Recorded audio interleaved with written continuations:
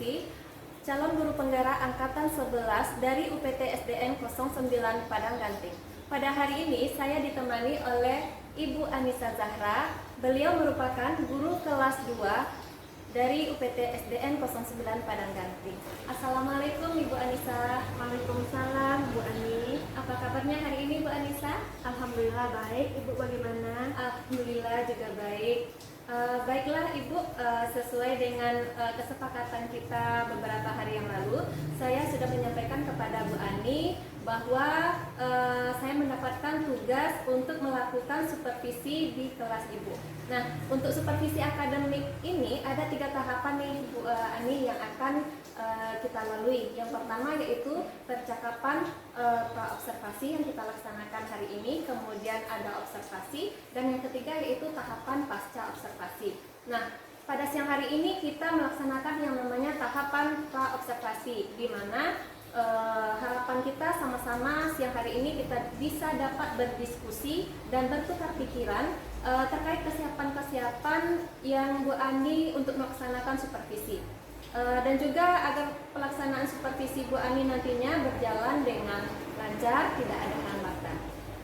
Dan juga untuk meningkatkan kemampuan Bu Ani dalam akademik, pengetahuan, serta pengalaman Bu Ani dalam proses pembelajaran. Baik Bu Ani, kita masuk saja dalam percakapan pra-observasinya. Nah, untuk pertanyaan pembuka nih Bu Ani pada siang hari ini, bolehkah saya tahu apa nih harapan Bu Ani dari pertemuan kita pada siang hari ini? Ya baik Bu Ani, saya senang sekali karena akan disupervisi oleh Bu Ani. Harapan saya pada pertemuan kali ini adalah saya berdiskusi dengan Ibu tentang proses pembelajaran yang akan saya laksanakan nanti. Tujuan siang hari ini adalah untuk berdiskusi terkait persiapan Bu Ani dalam pelaksanaan supervisi nantinya. Nah, kalau boleh saya tahu nih Bu Ani, akan menyampaikan materi tentang apa?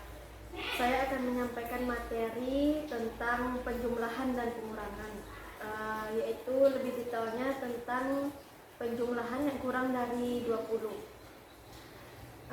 Terkait dengan materi yang sudah Ibu Ani sampaikan tadi, yaitu tentang penjumlahan dan pengurangan bilangan kurang dari 20 ya Bu Ani. Tentu ada tujuan pembelajaran nih yang akan dicapai oleh peserta didik Bu Ani. Kira-kira apa yang menjadi tujuan pembelajaran? Tujuan pembelajaran yang akan saya laksanakan nanti, anak-anak semoga anak-anak bisa menemukan penjumlahan menggunakan benda konkret, menggunakan benda yang nyata secara langsung. Mereka bisa menemukan hasil yang nanti akan diminta. Nah, berarti berdasarkan tujuan pembelajaran tadi, tentu area yang dikembangkan yang mana ini Pak? Area yang saya kembangkan yaitu tentang numerasi atau berhitung. Jadi menggunakan benda konkret atau benda nyata, anak-anak bisa lebih semangat belajar karena benda nyata ya kan Bu Ani. Jadi siswa bisa berdiskusi langsung dengan kelompoknya menggunakan benda konkret. Jadi numerasinya perlu ditingkatkan sama kolaborasi antar kelompoknya. Iya. Jadi oke, berarti area yang Ibu Ani kembangkan yaitu tentang numerasi dan tentang kolaborasi atau kerja kelompok dan kerjasama dalam kelompok tersebut ya Bu Ani. Nah, dari kolaborasi kelompok tersebut dan diskusi tersebut, kalau boleh saya tahu apa saja nih yang sudah Ibu Ani persiapkan untuk supervisi nantinya? Saya mempersiapkan RPP yang berdiferensiasi Bu Ani, terus saya mempersiapkan alat peraganya yang bermacam, benda konkret, semi konkret, permainan dalam bentuk penjumlahan. Baik, alhamdulillah ya Bu Ani, sangat beragam ya media yang digunakan pada materi kali ini. Apa strategi yang Bu Ani gunakan dalam modul ajar yang akan Bu Ani lakukan pada pembelajaran besok? Strategi yang rencana yang akan saya lakukan yaitu setelah saya melakukan asesmen awal dulu Bu Ani, saya menemukan gaya belajar anak saya itu membagi ke dalam 4 kelompok berdasarkan kognitifnya.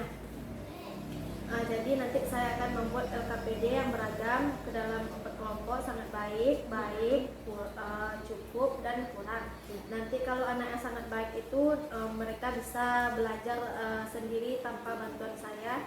Kalau yang baik dan cukup itu bisa belajar dengan tutor sebaya. Kalau yang kurang itu nanti saya akan membimbing mereka. Baik, jadi Ibu sudah menggunakan pembelajaran berdiferensiasi dengan gaya belajar yang berbeda-beda ya Ibu. Luar biasa sekali nih, rasanya sudah tidak sabar ingin melihat pembelajaran Ibu Ani. Nah, setelah saya mendengar nih persiapan-persiapan dari Bu Ani, strategi yang Bu Ani sampaikan sampai alat peraga untuk pembelajaran berdiferensiasi ini, jadi kapan nih Bu Ani akan melaksanakan proses pembelajaran tersebut? Insya Allah saya akan melaksanakan supervisi ini hari Senin Bu Ani tanggal 23. Nah, jadi besok pada hari Senin tanggal 23 ya Bu Ani akan dilaksanakan, saya yang akan datang ke kelas Bu Ani untuk melakukan supervisi kelas. Saya akan melihat hal-hal apa saja yang terjadi di dalam kelas Bu Ani. Kemudian setelah itu melakukan kegiatan pembelajaran. Kita adakan percakapan kembali yaitu pasca observasi yang nantinya akan didampingi oleh pengajar praktik. Sebelum kita akhiri, kira-kira apa yang Ibu Ani dapatkan dari hasil percakapan kita kali ini? Saya sudah mendapatkan gambaran yang akan saya laksanakan dalam proses pembelajaran Bu Ani. Saya sudah mendapatkan gambaran media sama jalannya nanti pembelajaran yang akan saya lakukan. Baik Bu Ani, terima kasih atas waktunya sudah bersedia untuk berbincang-bincang dengan saya pada proses percakapan pra-observasi ini. Sampai bertemu di kegiatan observasi hari Senin besok di kelas Bu Ani. Ya, sama-sama Bu Ani.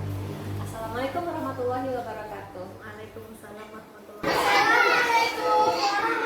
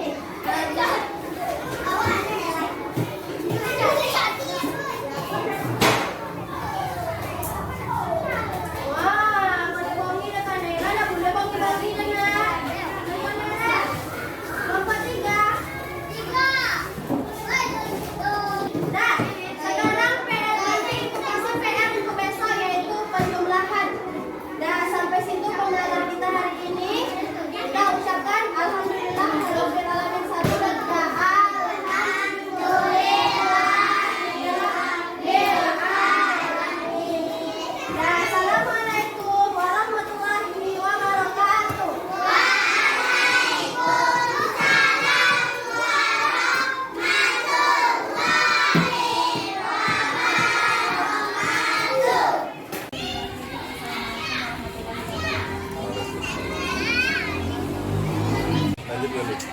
Ini Pak, ada mau menyampaikan percakapan observasi dengan merupakan guru kelas 2 di baik Pak Anissa, langsung saja seperti yang sudah kita sepakati kemarin kan, kita akan melakukan percakapan pasca observasi yang sekarang didampingi oleh pendaftar pemilih praktik yaitu Bapak Ibu. Sebelumnya pada percakapan ini nantinya saya ingin mengajukan beberapa pertanyaan kepada Ibu Anissa.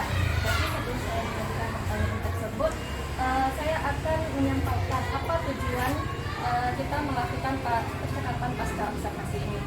Nah, jadi adapun tujuan kita melakukan percakapan pasca observasi ini adalah untuk menyampaikan hasil kegiatan observasi di kelas yang sudah Ibu lakukan. Kemudian semoga nantinya itu bisa melakukan refleksi dan menindaklanjuti dari kegiatan pembelajaran yang sudah Ibu lakukan. Baik, langsung saja ya Bu Anissa. Nah, untuk pertanyaan pertama, bagaimana perasaan Ibu terkait dengan jalannya kegiatan observasi di kelas yang sudah Ibu laksanakan kemarin ini? Perasaan yang saya rasakan itu antara senang dan gugup karena saya belum tiga tahun di sini dan belum terlalu sering berobservasi oleh guru saya. Iya, berarti ya masih cukup ya Bu, mungkin karena biasanya mengajar di depan kelas sendiri hanya menghadapi siswa, dan sekarang ditambah lagi dengan saya yang dibuatkan Ibu mengamati saat Ibu melakukan pembelajaran bersama anak. Nah, baik Ibu, untuk pertanyaan yang kedua, bisakah Ibu ceritakan kembali area yang dikembangkan di dalam kelas tersebut, kemudian langkah-langkah apa yang Ibu lakukan dalam pembelajaran yang tersebut? Pembelajaran kemarin adalah tentang numerasi dan kolaborasi antar siswa. Pertama-tama saya telah membuat modul ajar berdasarkan berdiferensiasi. Saya membagi kelompok kecil yaitu sebanyak kelompok berdasarkan kemampuan kognitif siswa. Yang pertama kemampuan yang sangat baik, cukup dan mudah. Berarti Ibu membaginya berdasarkan kemampuan untuk melakukan anak tersebut dari baik, cukup, dan berkurang ya Bu. Nah, menurut Ibu sejauh mana area pengembangan yang sudah Ibu sampaikan tadi sudah berhasil dilakukan atau dilaksanakan dan sesuai harapan Ibu atau tidak? Alhamdulillah sudah berjalan dengan lancar Bu, tapi masih ada perbaikan yang perlu saya tambahkan. Untuk pertanyaan berikutnya Bu Ani, menurut Ibu apa saja kendala atau kelemahan yang Ibu hadapi saat melakukan proses pembelajaran tersebut? Kendala yang saya yaitu waktu dan keterbatasan media. Jadi meskipun media beragam, tapi Anda belum semuanya mendapat media salah satunya masih banyak informasi. Ya, jadi masih kekurangan ibaratnya Ibu tidak cukup waktu ya untuk melaksanakan pembelajaran, kemudian media yang digunakan pun tidak semua anak bisa memegang secara langsung, mungkin karena mereka dalam kondisi berkelompok. Dan Ibu untuk yang berikutnya, dengan adanya kendala-kendala yang Ibu sebutkan tadi, solusi apa yang yang tepat menurut Ibu dalam menangani masalah tersebut? Solusi yang akan saya lakukan itu saya akan memperbanyak media supaya peserta didik lebih bersemangat lagi untuk belajar dan siswa belajar menyenangkan supaya dia kalau peserta didiknya satu-satu akan itu rencana yang akan saya lakukan, memperbanyak media. Berarti untuk lebih solusi yang Ibu lakukan adalah dengan memperbanyak media pembelajaran agar siswa-siswa yang ada di dalam kelas bisa semuanya mendapatkan kesempatan untuk menggunakan media tersebut ya Bu. Sekarang saya akan menyampaikan hasil pengamatan saya selama melakukan observasi di kelas Ibu. Berdasarkan yang sudah Ibu jelaskan tadi, Ibu melakukan materi yang Ibu sampaikan adalah mengenai penjumlahan, dan anak-anak tersebut dibagi berdasarkan kemampuan kognitifnya, yaitu berkemampuan baik, kemudian cukup dan kurang. Nah, dari pembelajaran yang sudah dilakukan sudah berjalan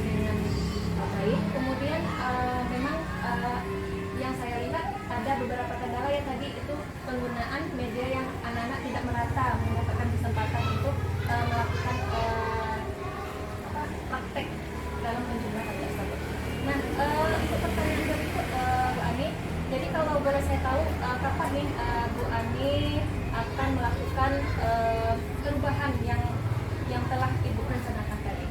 Saya akan melakukan perubahan